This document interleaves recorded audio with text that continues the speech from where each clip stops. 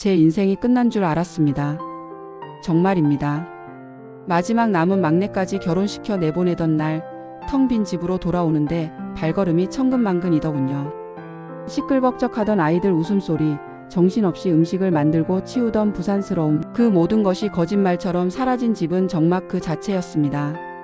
평생을 가족들을 위해 남편 뒷바라지하고 아이들 키우는 것을 제 삶의 전부라고 여기며 살아왔는데 그 역할들이 모두 끝나버리니 이제 나는 무엇을 위해 살아야 하나 눈앞이 캄캄했습니다.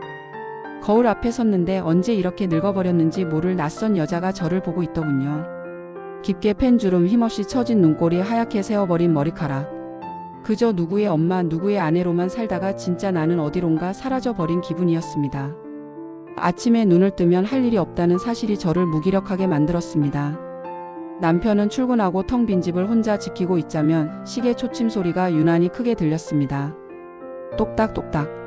그 소리가 마치 제 남은 시간을 재촉하는 것처럼 들려서 불안하고 초조해졌습니다. 친구들을 만나 수다를 떨어도 잠시뿐 집에 돌아오면 다시 깊은 공허함이 저를 짓눌렀습니다. 자식들에게 전화해서 잘 지내냐고 밥은 먹었냐고 묻는 게 유일한 낙이었지만 바쁜 자식들에게 매일 전화하는 것도 눈치가 보였죠. 혹시나 귀찮아하지는 않을까, 나 때문에 신경 쓰지는 않을까, 온갖 생각에 전화기만 만지작거리다 내려놓기 일쑤였습니다. 그러던 어느 비 오는 날이었습니다. 창고를 정리하다가 먼지가 뽀얗게 쌓인 낡은 나무 상자 하나를 발견했습니다. 이게 뭐였더라. 기억을 더듬으며 뚜껑을 열었는데 그 안에는 제 빛바랜 젊은 날이 고스란히 담겨 있었습니다. 달고 다른 사비 연필 몇 자루, 딱딱하게 굳어버린 물감들, 그리고 누렇게 변색된 낡은 스케치북 한 권. 스케치북을 조심스럽게 펼쳐보았습니다. 첫 장에는 삐뚤빼뚤한 글씨로 제 이름이 적혀 있었고 그 옆에는 화가가 될 거야 라는 앳된 다짐이 쓰여 있었습니다. 한 장 한 장 넘길 때마다 잊고 살았던 제 꿈이, 제 열정이 파노라마처럼 스쳐 지나갔습니다. 친구의 얼굴을 그려주던 기억, 학교 뒷산에 올라가 풍경화를 그리던 기억, 미술대회에서 상을 받고 세상을 다 가진 듯 기뻐하던 제 모습이 눈앞에 아른거렸습니다. 그때는 정말 그림 그리는 것이 세상에서 제일 좋았습니다. 밥 먹는 것도 잊고 그림에만 몰두했고 제 스케치북은 온갖 상상으로 가득 차 있었죠. 하지만 먹고 살기 바쁘다는 핑계로 결혼하고 아이를 키워야 한다는 현실 앞에서 제 꿈은 사치처럼 느껴졌습니다. 그렇게 스케치북은 창고 깊숙한 곳에, 제 꿈은 마음 가장 깊은 곳에 묻어두고 까맣게 잊고 살았던 겁니다. 상자를 든 채로 한참을 그 자리에 우두커니 서 있었습니다. 굳어버린 물감을 만지작거리는데 갑자기 눈물이 핑 돌더군요.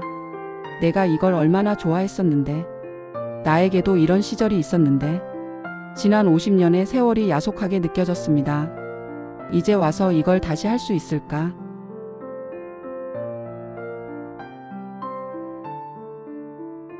하지만 다른 한편에서는 작은 목소리가 들려왔습니다. 그래도 한번 해보면 안 될까? 누가 뭐라고 하든 그냥 내가 좋아서 하는 건데. 어때? 그날 밤 저는 잠을 이룰 수가 없었습니다. 두 개의 마음이 밤새도록 싸우는 것 같았습니다. 이대로 무기력하게 늙어갈 것인가, 아니면 마지막 용기를 내어 잊었던 내 꿈을 다시 한번 꺼내볼 것인가. 어쩌면 이것이 신이 내게 주신 마지막 기회일지도 모른다는 생각이 들었습니다. 더 이상 누구의 엄마, 누구의 아내가 아닌 오롯이 나 자신으로 살아볼 수 있는 마지막 기회. 다음 날 아침 저는 떨리는 손으로 동네 화방의 전화번호를 찾아 눌렀습니다. 그리고 제 인생은 바로 그 전화 한 통으로 완전히 뒤바뀌기 시작했습니다. 아무것도 하지 않으면 아무 일도 일어나지 않지만 아주 작은 용기 하나가 기적을 만든다는 것을 그때는 미처 알지 못했습니다. 후반부. 화방 문을 열고 들어서는 그 순간을 저는 잊을 수가 없습니다.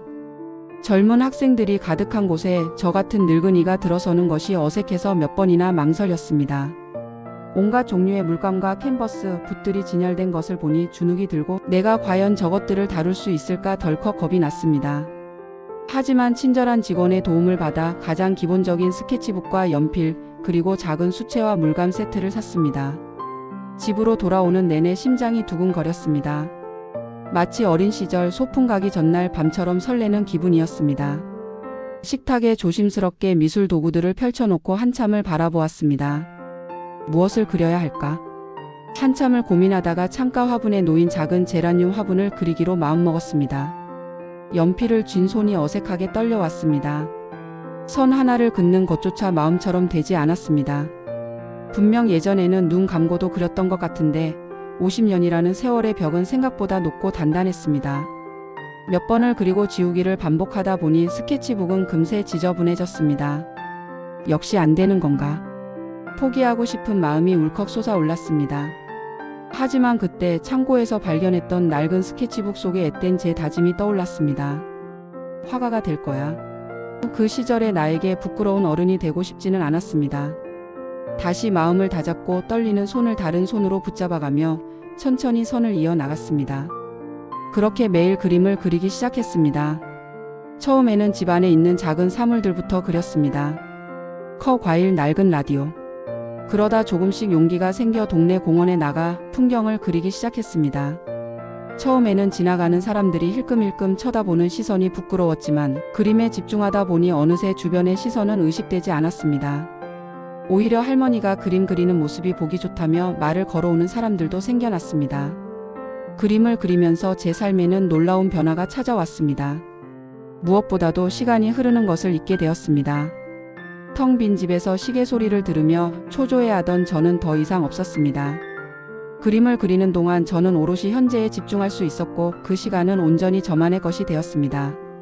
아침에 눈을 뜨면 오늘은 무엇을 그릴까 설레는 마음으로 하루를 시작하게 되었습니다. 삶의 목표가 생기니 무기력함과 우울감은 눈 녹듯이 사라졌습니다. 제 표정도 눈에 띄게 밝아졌습니다. 항상 찌푸리고 있던 미간이 펴지고 웃는 일이 많아졌습니다. 자식들도 달라진 제 모습을 보고 놀라워했습니다. 처음에는 어머니 이 나이에 힘드시게 왜 그런 걸 하세요? 라며 걱정했지만 제가 그린 그림들을 보고 그림에 대해 이야기할 때 반짝이는 제 눈을 보더니 이제는 가장 든든한 응원군이 되어 주었습니다. 엄마, 이 그림은 색감이 정말 예뻐요. 다음에는 우리 가족 다 같이 그려주세요. 아이들의 칭찬 한마디에 세상을 다 얻은 것처럼 기뻤습니다. 물론 제 그림은 전문 화가에 비하면 보잘것없습니다. 선은 삐뚤고 색감은 어설픕니다. 하지만 저는 더 이상 남의 평가에 연연하지 않습니다. 중요한 것은 제가 이 그림을 그리는 과정에서 느끼는 기쁨과 행복이니까요. 그림은 제게 잊었던 나를 찾아주었고 세상과 소통하는 새로운 창이 되어 주었습니다. 얼마 전에는 동네 문화센터에서 주최하는 작은 전시회에 제 그림을 출품하는 용기도 내보았습니다. 제 이름 석자와 그림 한 점이 나란히 걸려 있는 것을 보았을 때의 벅찬 감동은 평생 잊지 못할 겁니다. 저는 이제 더 이상 텅 빈 집에서 외롭게 늙어가는 늙은이가 아닙니다. 저는 세상에 단 하나뿐인 저만의 작품을 만들어가는 현역 작가입니다. 이 영상을 보고 계시는 저와 비슷한 세월을 보내신 분들이 계시다면 꼭 말씀드리고 싶습니다. 우리 인생 아직 끝난 게 아닙니다. 자식들 다 키우고 할 일 다 했다고 생각하는 바로 지금이야말로 오롯이 나를 위해 살 수 있는 최고의 황금기입니다. 당신의 창고에도 마음 깊은 곳에도 저처럼 먼지 쌓인 꿈 하나쯤은 분명히 있을 겁니다. 그것이 무엇이든 좋습니다. 노래든 춤이든 글쓰기든 악기 연주든 지금 당장 꺼내서 먼지를 털어주세요. 그리고 아주 작은 것부터 시작해보세요. 너무 늦었다고 이 나이에 무슨 주책이냐고 망설이지 마세요. 가장 늦었다고 생각할 때가 실은 가장 빠른 때입니다. 당신의 제2의 인생은 바로 오늘 당신의 작은 용기에서부터 시작될 수 있습니다.